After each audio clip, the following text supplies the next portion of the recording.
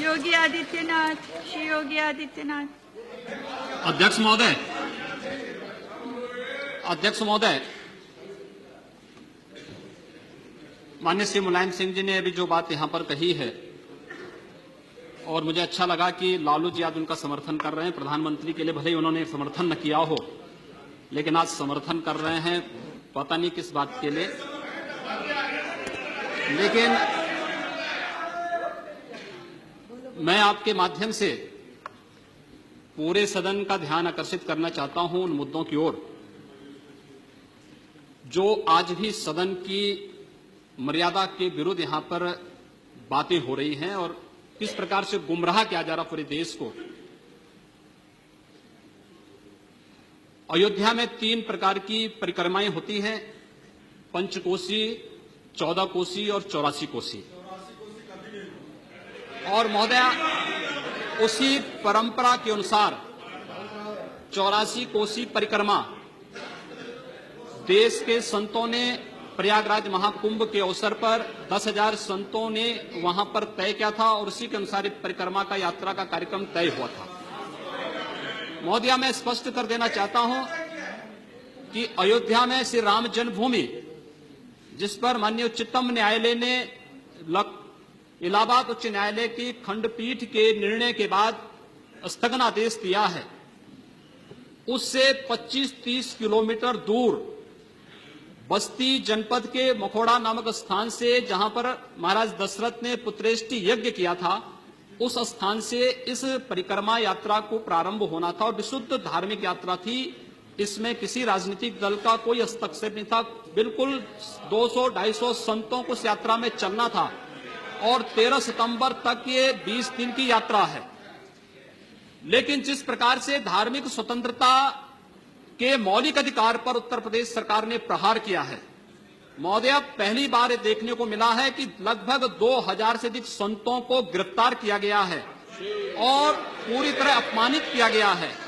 यहां तक कि अयोध्या जी में सरयू जी का स्नान करने वाले जो संत ऐसे हैं जो केवल सरयू जी का स्नान करते हैं, उसी का जल का ग्रहण करते हैं, उन्हें वहां सरयू जी का पूजन नहीं करने दिया गया, स्नान नहीं करने दिया गया, जबरन उठा करके बंद कर दिया गया, उन पर लाठियां चलाई गई हैं, पूरी तरीके से अपमानित करके। सबसे पहले तो सरकार ने हमारे संवैधानिक और मौलिक अधिकारों का हनन किया है।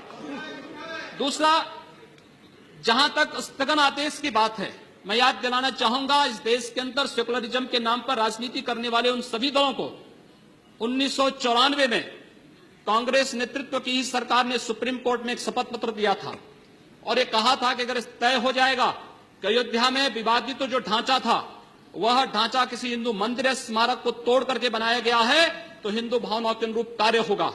आखिर यह साबित हो चुका है। अयोध्या में 30 सितंबर 2010 को इलाहाबाद उच्च न्यायालय की लखनऊ खंड पीठ की पूर्ण पीठ ने जो फैसला दिया है, उसमें तीनों जजेस ने एक स्वर से कहा है कि विवादित भूमि ही राम जन्मभूमि है, और जब विवादित भूमि राम जन्मभूमि है तो फिर उसके लिए कानून बनाने की मांग इस देश का संत समाज कर रहा है, कोई पाप नहीं कर रहा है।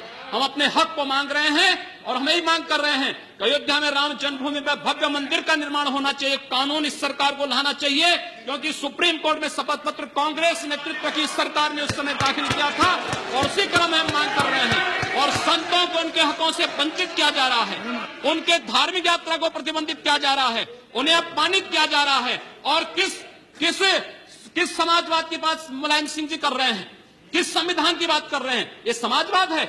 स्वयं राष्ट्रीय अध्यक्ष हैं, इनके 2 भाई महासचिव हैं, इनका पुत्र प्रदेश अध्यक्ष है।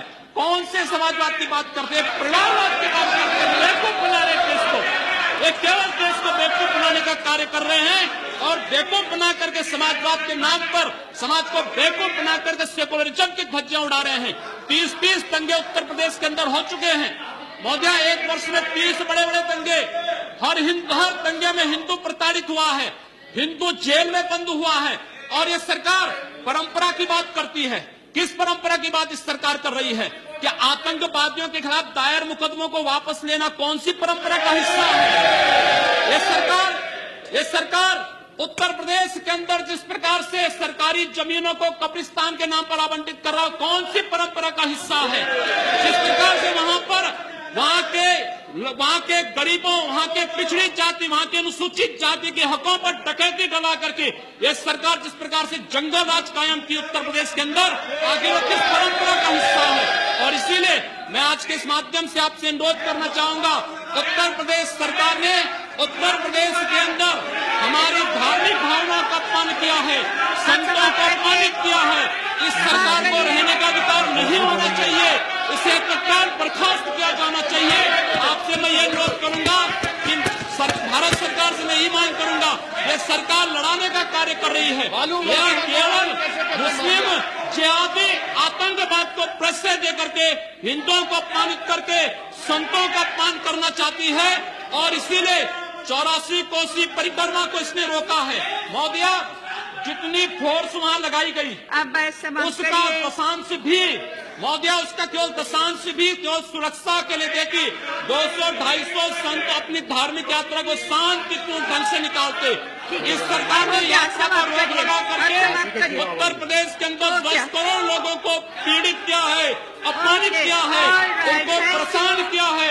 और यही नहीं, यह सरकार लगातार हिंदुओं को अपमानित करने का कार्य कर रही है। और इसीलिए मैं आपके माध्यम से अनुरोध करूंगा, इस सरकार को रहने का कोई अधिकार नहीं, इसे बर्खास्त किया जाना चाहिए।